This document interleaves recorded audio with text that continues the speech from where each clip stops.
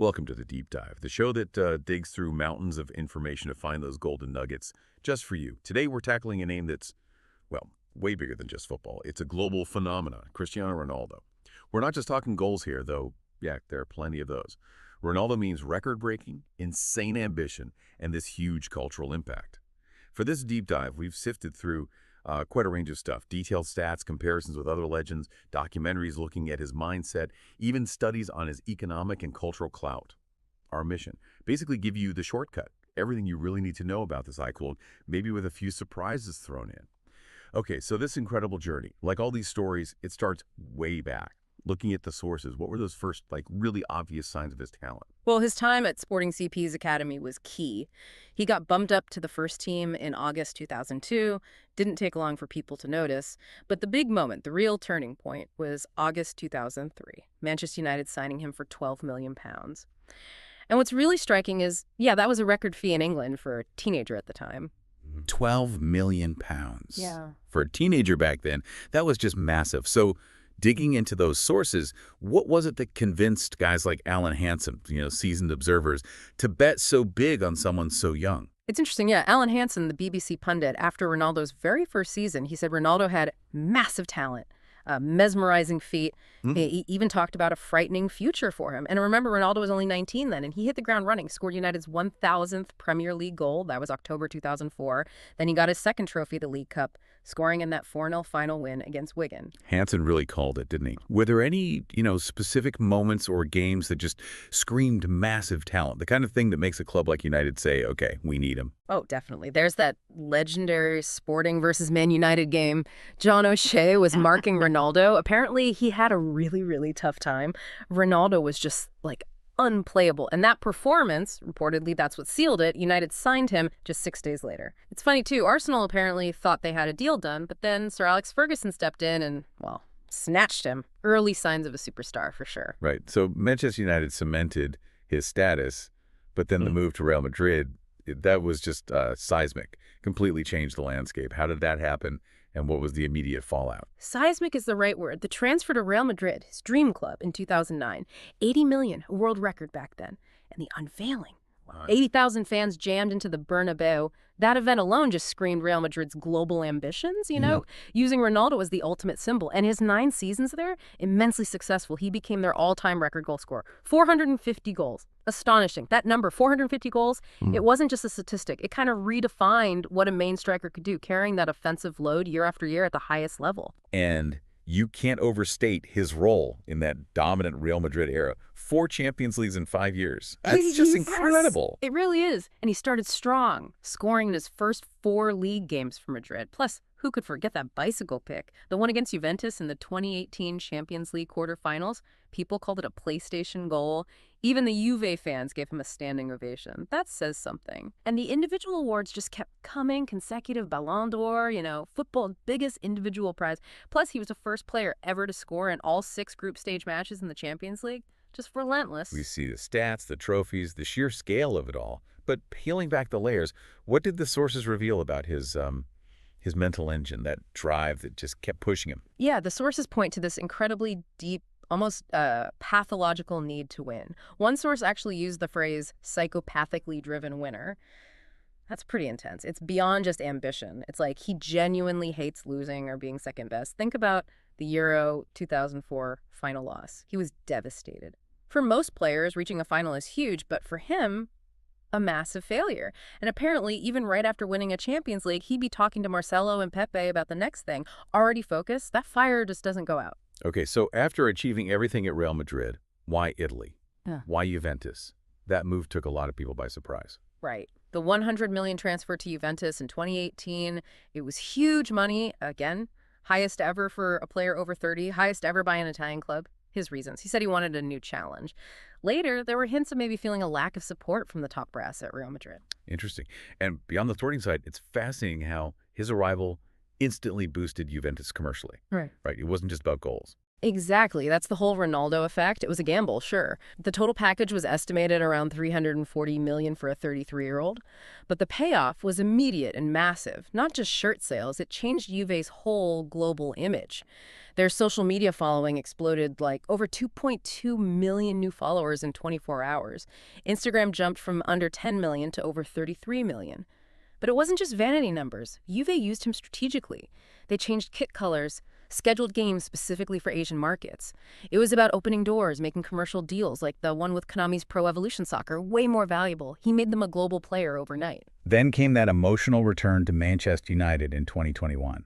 Shirt sales went through the roof, apparently even beating Messi's move to PSG, but it was a short chapter. Which leads us to the move to Al Nassr in Saudi Arabia, January 2023. That reported $200 million a year salary, highest in history, and he apparently turned down the MLS. So what is this massive move signal for the Saudi Pro League and for Saudi Arabia itself? Oh, it was huge for the SPL. Ronaldo's arrival instantly boosted its profile. He was like a catalyst. Suddenly you had other big names, Benzema, Mané, Neymar heading there, and many said Ronaldo's move was a key reason. You saw it in the data too. Google searches for the SPL shot up like over 30 times year on year in many places.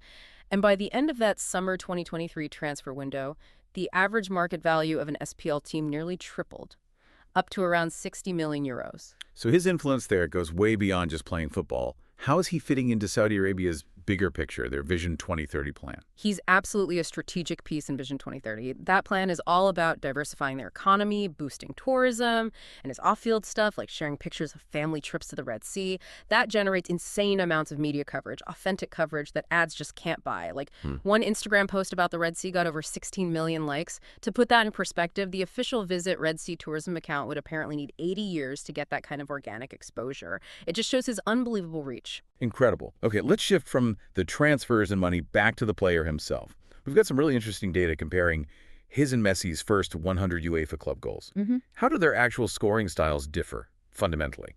It's a great comparison because they are so different. Actually, in those first 100 UEFA goals, Messi scored slightly faster, more at 0.82 goals per game versus Ronaldo's 0.70. But how they scored is where you see the big difference. Ronaldo heavily favored his right foot, 69 goals came from it, and his heading ability was huge, 16 goals, obviously helped by his height. Messi, overwhelmingly left-footed. 82 of his first 100 UEFA goals were with his left. So distinct, yet both unbelievably effective. What about the types of goals, like free kicks or penalties, and where on the pitch they scored from? Yeah, looking at types, Ronaldo scored more free kicks early on, 12 to Messi's 5 in those first 100 goals. Also more penalties, 11 versus 9. Location-wise, Ronaldo scored more from right inside the penalty area, like in the 6-yard box, 27 goals there compared to Messi's 18. But interestingly, they were almost identical in goals scored from outside the penalty box. It really underlines Ronaldo's versatility, scoring headers, free kicks, penalties, close range, a threat from everywhere. The stats definitely show different paths to greatness, but beyond the numbers, his mental strength, that work ethic, it's legendary. Your quotes like, "I'm always the best. The numbers say everything." How does that mindset translate daily, and how has it helped him play for so long? That dedication is absolutely key. One source described the work that boy put in from the minute he woke up. Go in the gym, do his core, go out into the training ground early, do his tricks. Everything was geared for him becoming the best player in the world. It was total commitment, and he believes it's mental. He's quoted saying, "Success is not the body at all, it's the brain." He puts huge stock in mental training. And his longevity, playing at the top well into his late 30s, now 40s, it's incredible. He's like those other elite athletes, Serena Williams, Federer, Nadal, LeBron, Tom Brady. They've all really delved into sports science to extend their careers. It's driven by this obsession that lives and breathes inside of them. And of course, his impact isn't just clubs. What about Portugal? His achievements for the national team are monumental too. Well, absolutely. His captaincy for Portugal has been massive. He's led them through so many tournaments, played a huge part in winning Euro 2016. He became Portugal's all-time top scorer, naturally, and getting his 100th, then his 200th cap. That made him the most capped male player in football history. The records are just staggering, especially considering how long he's kept this level up. What are some of the most, mind-boggling records he's still setting, even now? They just keep coming, don't they? He's the only player to score 100-plus goals in 3 different decades, the 2000s, 2010s, and 2020s. That's longevity. Career-wise, club and country, he was the first to hit 800 senior goals, then recently 900, and this one's amazing, First player ever with 1,000 career games unbeaten. Just think about that consistency. Plus, just recently, he got his 132nd international win, moving past Sergio Ramos. And just when you think, okay, surely that's it, he adds another one. Exactly. March 2025, aged 40, he became the oldest scorer in Nations League history. He joined this tiny club of players aged 40 plus who scored for their country. It all brings back to that obsessive drive and longevity we talked about. So wrapping this all up, what's the big takeaway for you from this deep dive on Cristiano Ronaldo? For me, it's just how multi-layered his influence is. He's not just a footballer. He's a global brand, a commercial force, a cultural icon. His career moves have literally changed leagues, even how nations are perceived. It really shows how modern sports have shifted, doesn't it? Where a player's value goes so far beyond just what happens on the pitch. It's their digital presence, their commercial power. Absolutely. And connecting that to the present, Ronaldo recently said, again, he plans to retire at Al Nassr. He said he's very happy at this club and feels good in this country. So that leaves a really interesting question for you, the listener, to think about. How will this final chapter playing out in the Saudi Pro League shape his ultimate legacy? Will it further cement him as not only this unbelievable athlete, but also as a kind of strategic architect shaping the future of global football? Something to chew on.